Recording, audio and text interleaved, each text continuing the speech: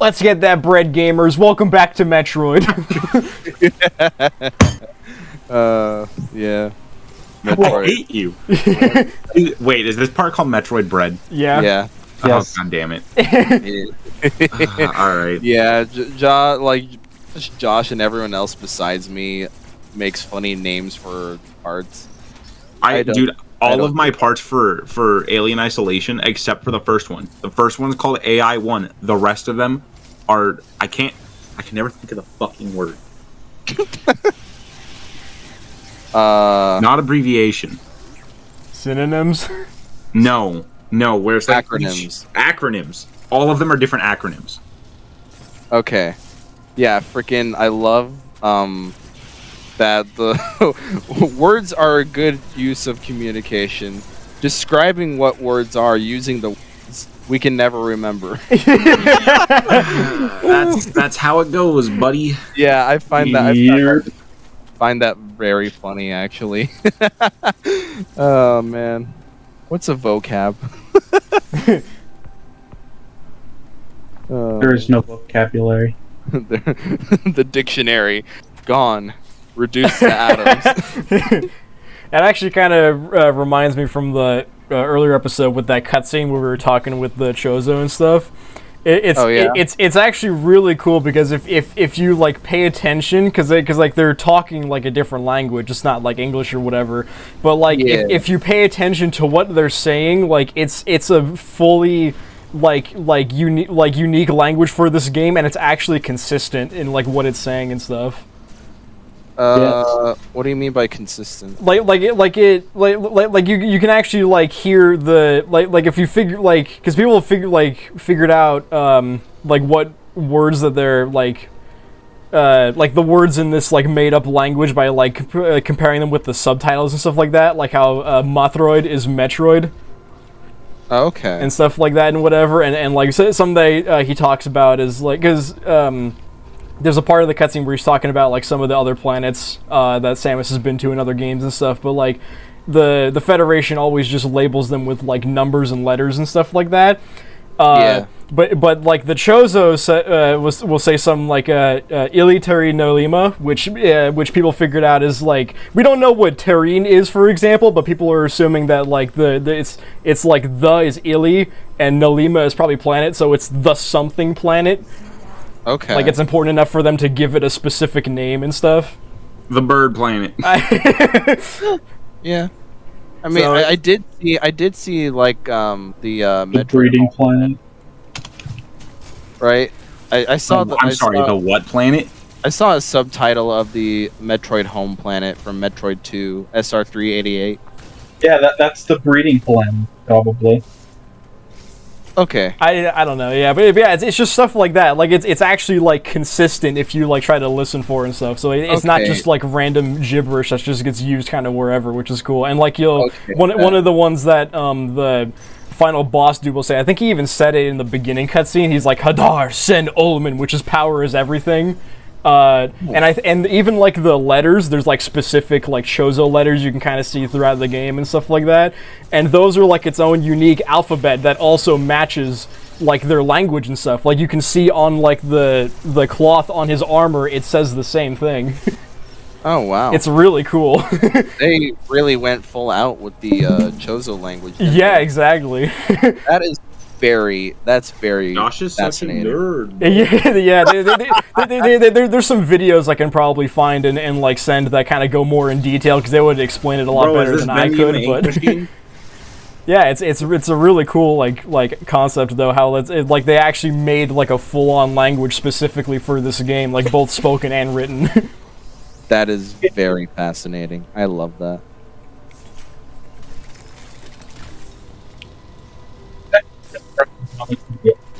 Bro, I love Sonic. Sorry, say that again, Nate. A surprising amount of media actually does do that. Yeah.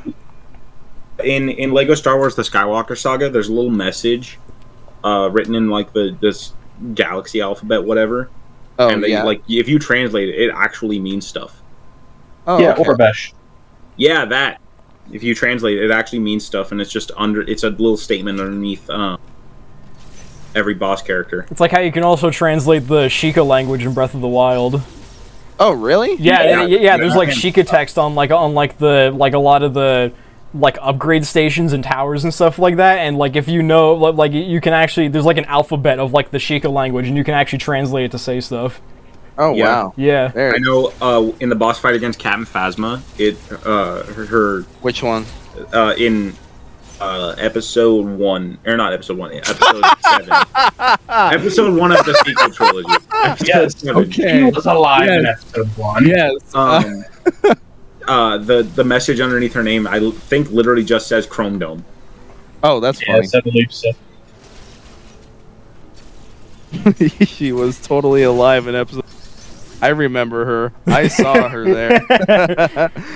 That's funny. Yeah. Okay. I guess I sort of know about the Star I know Wars in the there's a fight against Palpatine where it just says Chancellor The Palpatine, Senate. the Senate.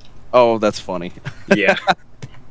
See, I never really got into like translating all the text-based languages of the media. Probably so because they don't really guide right then and there. See, it's funny because you can also translate the enchantment table text in Minecraft. Not that Yeah, the you text can. says what I the forgot about enchantments that. are. The texts aren't even what the enchantments are. Yeah. It's just random gibberish. It is just random gibberish. Like you can translate it, but it doesn't mean anything. Okay, Yeah. that's funny. I'm I want to reminded. see a mod that changes it to mean. I am what the reminded enchantment of is. there That's was. probably nothing more. Yeah, Or that's like a probably text already been kind done. of thing. I'm reminded of this like secret language that was used in Club Penguin of all things. Really? It's basically like the 26 letters of the English alphabet, just basically a tic-tac-toe board. I don't really know how else to describe. Oh my god! One of my friends memorized that. That is because like the DS games more specifically, but I think the online game as well actually had the translation guide within the game itself. So that's why you would actually bother to learn the language of that game.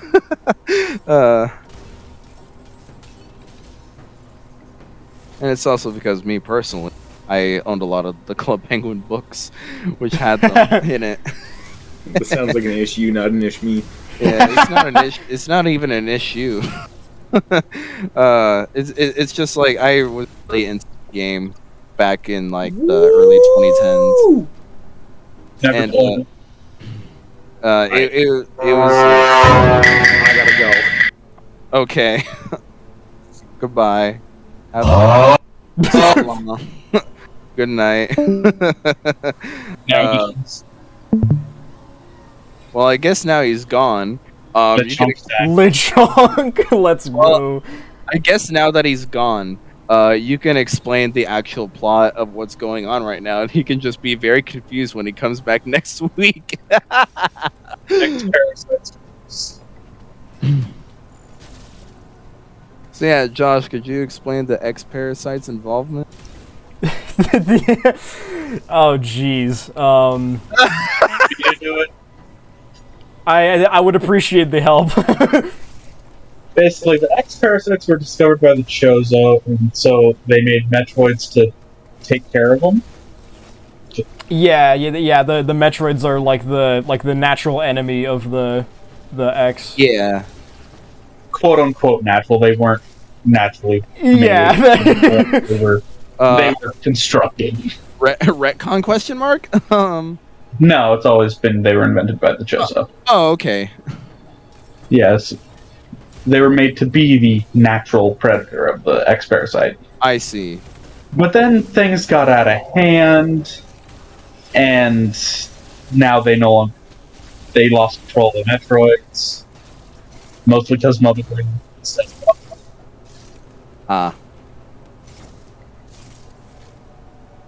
Okay. I never caught on to that fact. Also, Ridley killed Samus's parents. Oh yeah. Oh yeah, but that's like a separate lore thing? No, it's canon. No. No, I mean it in the sense it's not tied with like the Metroids at all. No, not really. Yeah, But that's how Samus got adopted by the Chozo. yeah. And then she left the Chozo, went to be a bounty hunter, or No, first she joined the Federation, then she, because of disagreements, she chose to be a bounty hunter. okay. But it's funny to think about like the plot of the very first Metroid games. Like she is a bounty hunter, but she's hired by the Galactic Federation her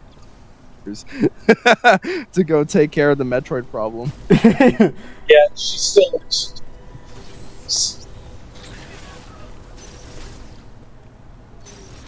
Like Just yeah. I imagine that she also goes on like the Federation doesn't keep her because they're so goddamn incompetent. You keep turning into a robot on my end.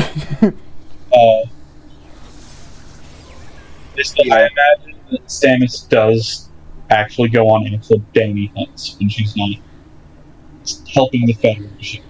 Yeah, off screen. I mean, she is a bounty hunter.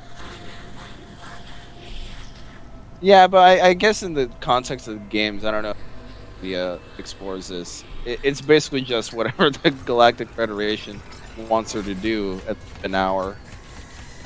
So. Yeah, because she can't do shit, or they can't do shit on their own. They always need her help. Yeah. Oh, man. It's whole plot. Yeah. It's a very interesting, to say the least. It's just that, like, I guess it's secondhand to the. Well, I guess you could describe anything like that. So, like, for a Nintendo first public game, it's more complex than.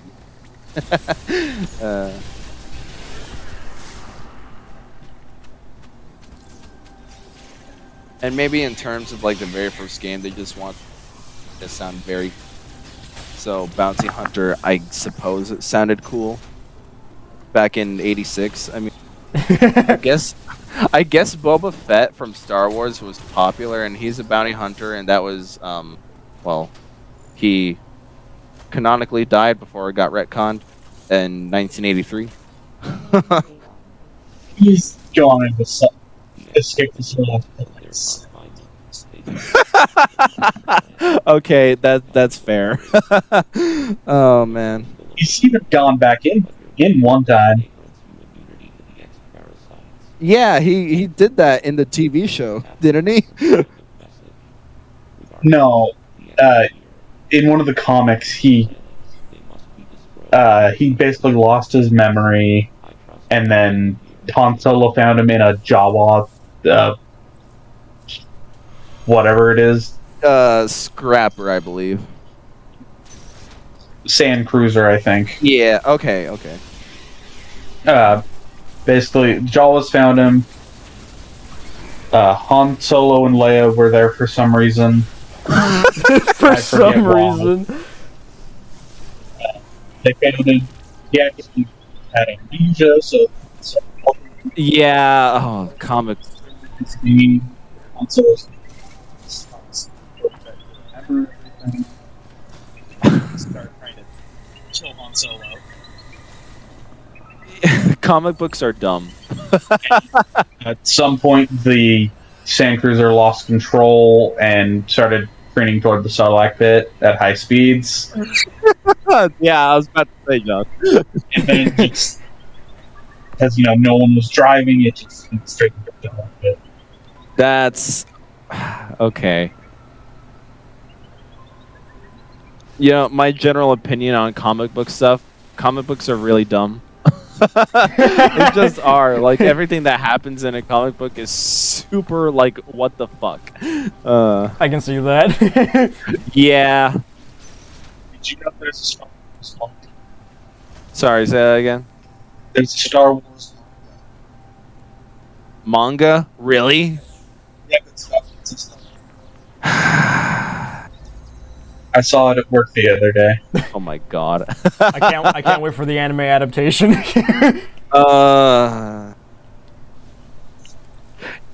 Yeah, freaking. Did you know that there's a Star Wars comic book of the red astromech from episode 4 that breaks down while Yeah. he was going He's a Jedi. Oh, I freaking hate that. I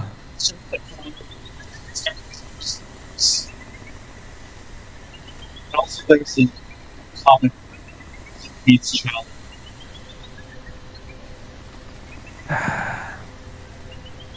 Yeah. They also find that Metroid in the comic. Scheme later, which is why he doesn't look white, which is why he has a bad look. Oh yeah, it's. I hate it. It's not necessary.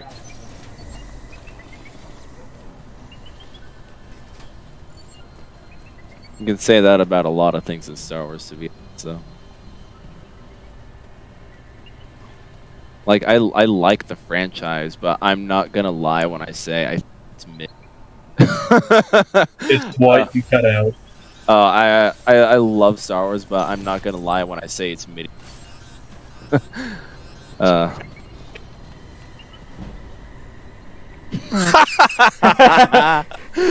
Nice. 2 close calls in the same fucking area.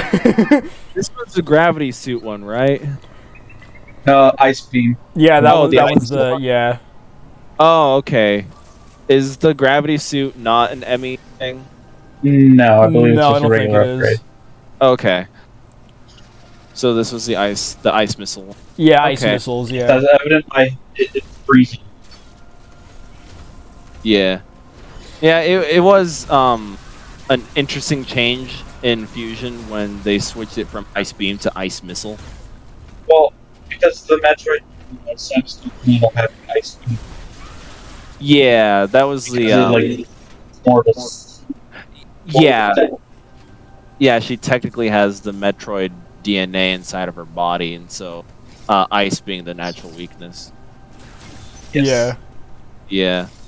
I guess the missile is fine though, because attached body. I don't know. Where does Metroid keep its missiles? Something I do kind of like in Metroid Dread though is that like all the missile upgrades like stack on top of each other to be the same missile instead of like having them separated or something. Yeah. Yeah. That's they don't use one. yeah. That's been a thing for a while now. I think it was only. Well, Super Metroid did it too, but Super also gave you the choice to turn a specific beam off if you didn't want it for whatever reason. Beam boost, aka space jump. Well, yeah, it's yeah. It's basically a double jump because we don't get the infinite jump right now. Yeah. Yeah, it's basically like a progression system with upgrade stuff. Like first you have your jump, now you have a double jump, then you have the infinite jump. Give the infinite jump already. Oh, she loses her upgrades between every single game.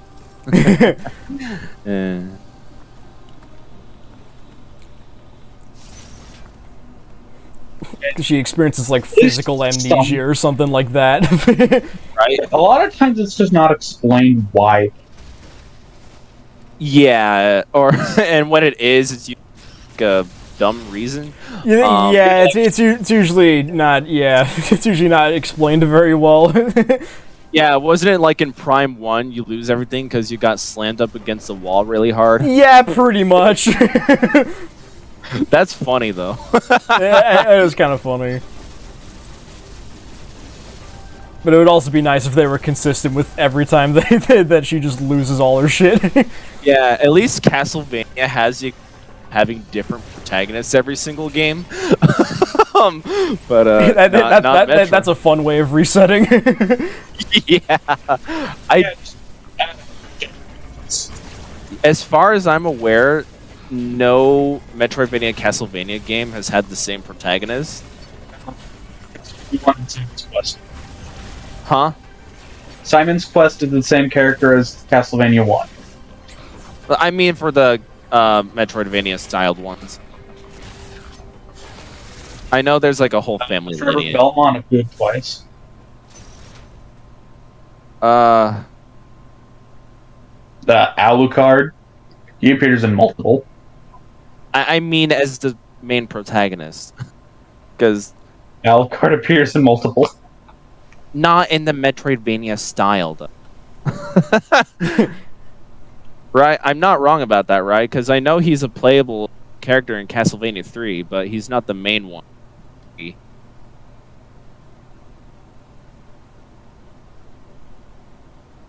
I don't know. I don't know. Yeah, I haven't played any other of the search action Metroidvanias. I only know Symphony of the Night. I know of footage from the other games, but that's pretty much all I know.